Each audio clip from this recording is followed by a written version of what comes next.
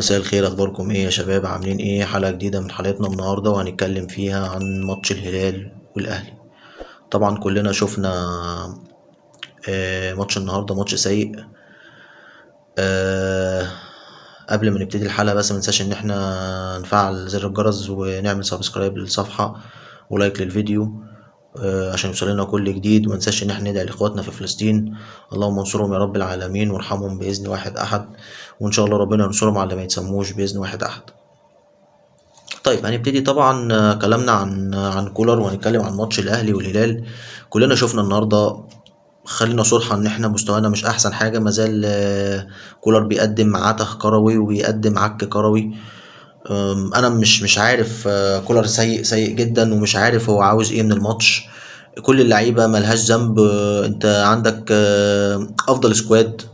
انت النهارده عندك بن شرقي، عندك جراديشار، عندك وسام، وعندك حسين الشحات، عندك يحيى عطية الله، عندك لعيبه كتيره جدا. انا مش شايف ادائنا في الملعب احسن حاجه، خاصه ان انت مش بتلاعب فرقه على قدر المستوى زي الهلال. طبعا مع كامل احترامي لفرقه الهلال، فرقه كبيره وكل حاجه، بس في نفس الوقت برضو النادي الاهلي خلينا واقعيين ان هو افضل، بيملك سكواد افضل. عندك افضل وينجات، عندك افضل مهاجم دلوقتي، عندك لعيبه كتيره جدا كويسه. مش عارف المستوى اللي فيه النادي الاهلي ده هو موجود ليه. بس طبعا تحليل ان كولر لازم حتما ولا بد انه لازم يمشي. انت عندك مشكله فنيه كبيره، انت مش عارف تتحكم في الملعب. انا ما اعرفش النهارده كولر كان عايز الماتش ايه. انا مش عارف كولر هل النهارده كان بيلعب بطريقه 4-2-4 ولا كان بيلعب بطريقه 4-3-3. انا مش عارف اللعيب وظيفته ايه. بن شرقي احيانا بلاقيه في نص الملعب، احيانا بلاقيه بيبقى جناح، نفس الكلام لامام، نفس الكلام جراتيشار. مش عارف، هو في اللعيبه تايهه من بعض، مشاكل كتيره جدا. ما عندكش لعيبه بتستخلص الكره كتير، غير طبعا امام. انت عندك 4 لعيبه النهارده بيستخلصوا الكره كويس. عندك محمد هاني، عندك امام عاشور، عندك مروان عطيه، يعني عندك اكرم. خاصة أكرم أنا شايفه دايما برضو بيزيد في الناحية الهجومية، وأنا شايف إن أكرم، أنت عارف وأنا عارف إن هو لا بيقدر إن هو يستلم كويس ولا بيقدر يسلم كويس. لعيب بيستخلص الكرة كويس لكن ما بيقدرش إن هو يعمل تحولات هجومية ناحية الفرقة. فبالتالي ما كانش في أي داعي إن أنت تستخدمه ويكون قدام. كنت ممكن تلعب بطريقة عادية، وكنت تلعب بطريقة تنظيمية. النهاردة الهلال بتلعب بطريقة تنظيمية عنك. اللعيب متمركز كويس، اللعيب بيعمل هجمه مرتده محترمه، اللعيب واخد نص الملعب كله لحاله. طبعا لان هو مستخدم كل اللعيبه اللي في نص الملعب، ما كانش فيه غير مروان عطيه بس هو اللي كان موجود في نص الملعب كالعاده. برضو نفس الماتش اللي فات، انا شايف ان كولر ما عملش اي حاجه الماتش ده، غير ان هو خلى مستوى النادي الاهلي مش احسن حاجه. فكنت اتمنى ان يبقى في حاجه مختلفه، او كنت اتمنى ان يبقى في اداء مختلف عن الاداء اللي فات. لكن هو نفس الماتش، هو نفس اللعيبه، هو نفس الامكانيات. فكولر ما كانش احسن اي حاجه. خاصه غير كده كمان ان انت بتقدمش كره هجوميه، انت طول الوقت محافظ على الخط الدفاع، ومحافظ على الجون اللي انت جايبه من الذهاب. فدي حاجه مش احسن حاجه خالص. طبعا غير كده امكانيات الاهلي افضل من كده بكتير. يعني انا شايف زي ما قلت لكم في اول الكلام ان امكانيات الاهلي افضل من الهلال. امكانيات الاهلي افضل من الهلال بكتير.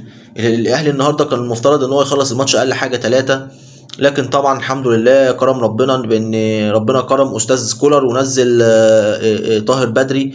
طبعا الاسيست اللي عمله طاهر لامام عاشور وقدر ان هو يسجل هدف، فدي حاجه كويسه جدا. طبعا عودة حميدة طبعا لطاهر محمد طاهر، وان شاء الله اتمنى ان يكون مستوى افضل من كده بكتير. فان شاء الله هنشوف مستوى النادي الاهلي يوصل لفين خلال الفترات اللي جايه. طبعا انت هتقابل سان داونز خلاص. الماتش الجاي سان داونز كسبت الترجي او طبعا يعني النتيجه خرجت تعادل 0-0. انا معرفش الماتش كان كام، بس انا اخر حاجه كنت شايفها ان كان تعادل. طبعا احنا هنقابل سان داونز، ان خلاص سان داونز صعد واحنا نقابله الماتش الجاي. فماتش بالنسبه لي انا شايف ان هو هيبقى صعب جدا، مش هيبقى سهل، لان طبعا زي ما قلت لكم في اول كلام ان مستوى النادي الاهلي مش احسن اي حاجه، مش في احسن حاجه. لكن طبعا نتمنى نشوف اللي هيحصل الايام اللي جايه ايه، وادينا منتظرين الاداء الافضل للنادي الاهلي، وهنشوف استاذ كولر هيعمل ايه في الماتش اللي جاي. طبعا بيراميدز خلاص صعد قدام اورلاند، هيلعب الماتش الجاي مع اورلاند. طبعا كده هيبقى اللي موجود بيراميدز واورلاند هيبقى في نص النهائي. طبعا والاهلي وصن داونز. فطبعا شايف ان الماتشات هتبقى صعبة، فمنتظرين لحد ما نشوف البطولة هتبقى ماشية ازاي. انا شايف انها بطولة رخمة، ارخم بطولة اتفرجت عليها البطولة دي، خاصة والنادي الاهلي مش في افضل حالاته. نروح لزيزو. زيزو انا قلت لكم ايه الحلقة اللي فاتت؟ قلت لكم زيزو وقع وخلص مع الاهلي وكل حاجة بقت تمام. بس الحاجة اللي مكنتش متوقعها سيناريو النهاردة ان الاوراق تتكشف بدري بدري. نادي الزمالك تواصل مع زيزو وطلب منه ان هو يكون موجود. فزيزو طبعا قلت لكم ان هو هيماطل، بس ما كنتش متوقع ان زيزو هيماطل الجلسة دي. طبعا طلع قرار من نادي الزمالك بتجميد زيزو وعدم قيده في المباراة بتاعت بكرة اللي هي قدام ستيلنبوش دي، اللي هي الفرقة اللي هي من جنوب افريقيا، مش عارف انطق اسمها والله. فطبعا زيزو خلاص موجود مع النادي الاهلي الموسم الجديد. طبعا كابتن محمود الخطيب طلع، كابتن ابراهيم فايق النهارده صرح وقال كابتن محمود الخطيب الجلسه كانت موجوده مع كابتن محمود الخطيب، كل حاجه كانت معروفه، واتدخل في الصفقه كان الاستاذ نادر شوقي. طبعا من افضل الوكلاء الموجودين حاليا نادي كابتن نادر شوقي، وخلص مع زيزو كل حاجه وكله تمام. كابتن سيف زاهر صرح امبارح بعد ما قلت لكم ان في اعلانات لكاس العالم للانديه، منهم من ضمن اللعيبه هيبقى احمد سيد زيزو، نفس الكلام اللي قلته لكم.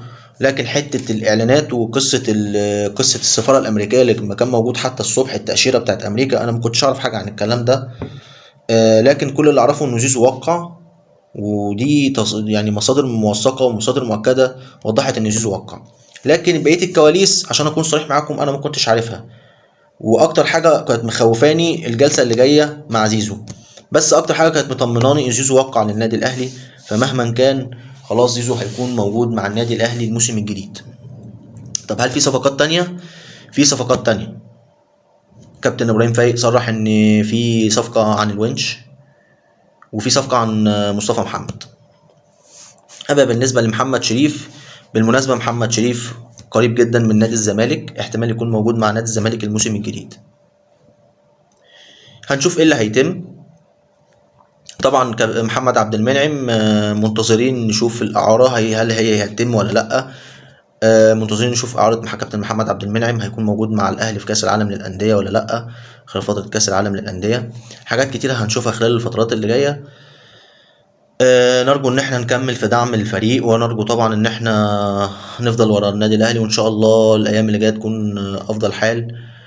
اتمنى ان كولر يفوق، اتمنى ان كولر يفوق حرفيا، لان النهارده كان في عك النهارده في الملعب غير طبيعي.